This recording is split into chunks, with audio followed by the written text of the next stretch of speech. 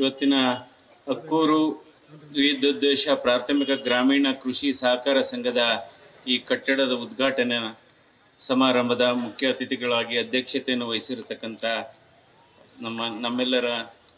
ನಿಮ್ಮೆಲ್ಲರ ನೆಚ್ಚಿನ ನಾಯಕರಾದಂಥ ಮತ್ತು ಕೇಂದ್ರದ ಉಕ್ಕು ಮತ್ತು ಭಾರಿ ಕೈಗಾರಿಕೆ ಸಚಿವರಾದಂಥ ಎಚ್ ಡಿ ಕುಮಾರಸ್ವಾಮಿ ಅವರೇ ಹಾಗೂ ಜಯಮುತ್ತು ಅವರೇ, ವಿಜಯದೇವ್ ಅವರೇ, ಜಯರಾಮ್ ಅವರೇ, ಮಂಡಲಿಕ್ ಅವರೇ ಮತ್ತು ಇಲ್ಲಿ ನೆರೆದಿರ್ತಕ್ಕಂಥ ಎಲ್ಲ ಮುಖಂಡರುಗಳೇ ಮತ್ತು ಈ ಅಕ್ಕೂರು ಗ್ರಾಮ ಮತ್ತು ಗ್ರಾಮ ಪಂಚಾಯಿತಿಯ ಬಂಧುಗಳೇ,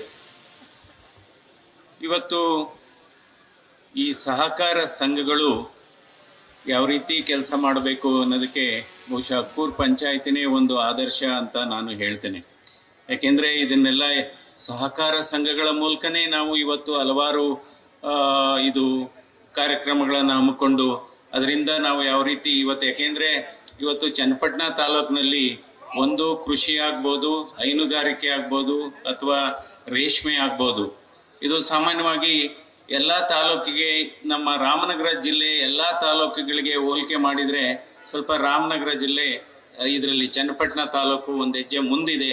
ಸೊ ಅದಕ್ಕೆಲ್ಲ ತಮ್ಮೆಲ್ಲರ ಸಹಕಾರವನ್ನು ನಾನು ನಿಜವಾಗ್ಲೂ ಅಭಿನಂದಿಸ್ತೇನೆ. ತಮ್ಮೆಲ್ಲರಿಗೂ ಮತ್ತೊಮ್ಮೆ ನಮಸ್ಕಾರ ಮತ್ತು ಹೃದಯ ಸ್ಪರ್ಶಿ ಧನ್ಯವಾದಗಳನ್ನು ಹೇಳ್ತೇನೆ. ಇವತ್ತು ನಮ್ಮ ಕೇಂದ್ರ ಸರ್ಕಾರ ಇವತ್ತು ಕೃಷಿಗೆ ಮೊನ್ನೆ ನಡೆದಂಥ ಬಜೆಟ್ ಅಧಿವೇಶನದಲ್ಲಿ ಉತ್ತಮವಾದಂಥ ಒಂದು ಕೊಡುಗೆಯನ್ನು ಕೊಟ್ಟಿದ್ದಾರೆ ನಮ್ಮ ದೇಶಕ್ಕೆ ಮತ್ತು ನಮ್ಮ ರಾಜ್ಯಕ್ಕೆ. ಯಾಕೆಂದರೆ 2014ನೇ ಇಸ್ವಿನಲ್ಲಿ ನಮ್ಮ ದೇಶದ ಕೃಷಿ ಬಜೆಟ್ ಎಷ್ಟಪ್ಪ ಅಂದರೆ 22,000 ಕೋಟಿ ಇತ್ತು. 22,000 ಕೋಟಿ ಇತ್ತು. ಆದರೆ ಇವತ್ತು 2025ನೇ ಇಸ್ವಿನಲ್ಲಿ ಈ ಕೃಷಿ ಬಜೆಟ್ ಗಾತ್ರ ಎಷ್ಟು ಅಂದರೆ 22,000 ಕೋಟಿ 2014ರಲ್ಲಿತ್ತು. 2025ರಲ್ಲಿ ಕೃಷಿ ಬಜೆಟ್ನ ಗಾತ್ರ 1,30,000 ಕೋಟಿ. 1,30,000 ಕೋಟಿ. ಸೊ ಅದರಿಂದ ಕೃಷಿಗೆ ಹೆಚ್ಚು ಆದ್ಯತೆಯನ್ನು ಕೊಡ್ತಾ ಇದ್ದಾರೆ. ಅದೇ ರೀತಿ ಪ್ರಧಾನ ಮಂತ್ರಿ ಕಿಸಾನ್ ಸಮ್ಮಾನ್ ಯೋಜನೆಯಡಿ ಇವತ್ತು ರೈತರಿಗೆ ಸುಮಾರು 7.5 ಕೋಟಿ ರೈತರಿಗೆ ಇವತ್ತು ಸುಮಾರು ವರ್ಷಕ್ಕೆ 6,000 ರೂಪಾಯಿ ರೀತಿಯನ್ನ 6,000 ರೂಪಾಯಿ ಕೊಡೋದನ್ನ ಹಾಗೆ ಮುಂದುವರಿಸಿದ್ದಾರೆ.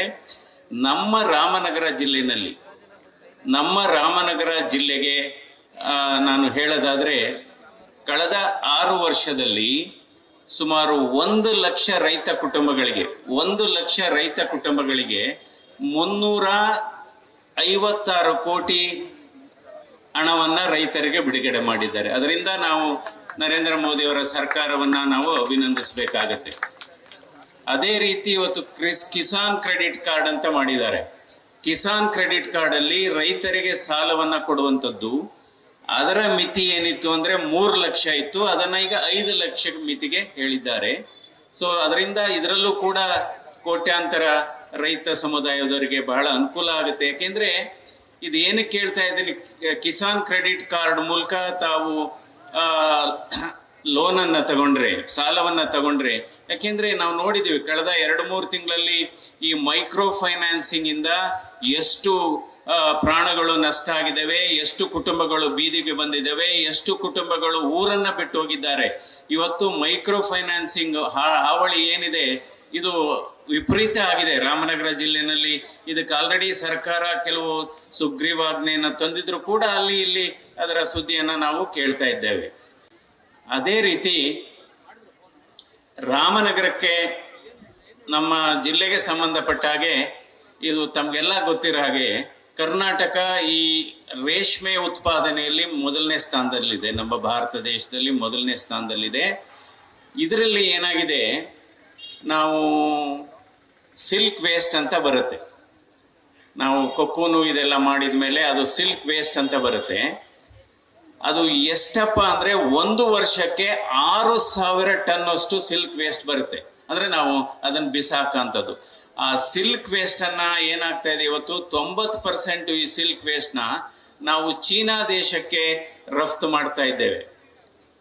ಆದ್ರೂ ಇಲ್ಲಿ ಅದನ್ನ ಅವರು ಅಲ್ಲಿ ಬೈ ಪ್ರಾಡಕ್ಟ್ ಮಾಡಿ ಅದರಲ್ಲಿ ಬೇರೆ ಬೇರೆ ವಸ್ತುಗಳನ್ನು ತಯಾರು ಮಾಡಿ ನಮಗೆ ವಾಪಸ್ಸು ನಮ್ಮ ದೇಶಕ್ಕೆ ಹೆಚ್ಚಿನ ಬೆಲೆಯಲ್ಲಿ ಮಾರ್ತಾ ಇದ್ದಾರೆ.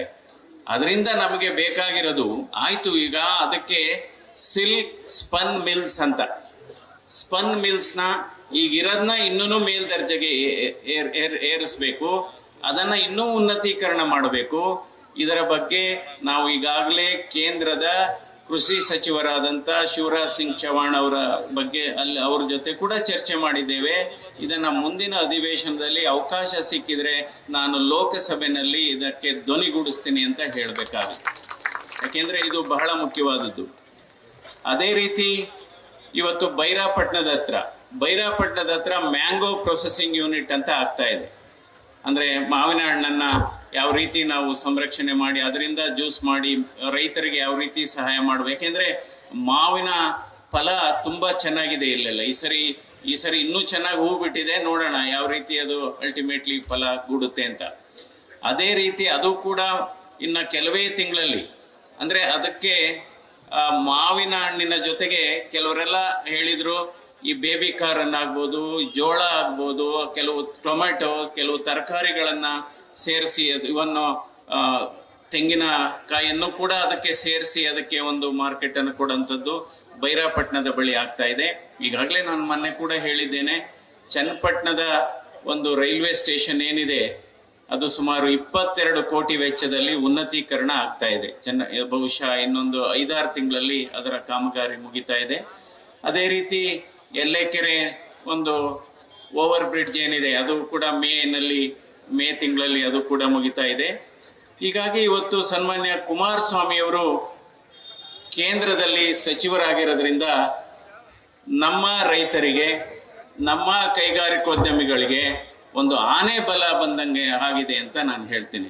ಯಾಕೆಂದರೆ ಅದರಿಂದ ನಾವು ಹಲವಾರು ಹಿಂದೆ ಮುಖ್ಯಮಂತ್ರಿಗಳಿದ್ದಾಗ ಏನು ಕ್ಷೇತ್ರಕ್ಕೆ ಕೆಲಸ ಮಾಡಿದ್ದಾರೆ ಅದೆಲ್ಲ ನಾನು ಹೇಳಲಿಕ್ಕೆ ಹೋಗೋದಿಲ್ಲ.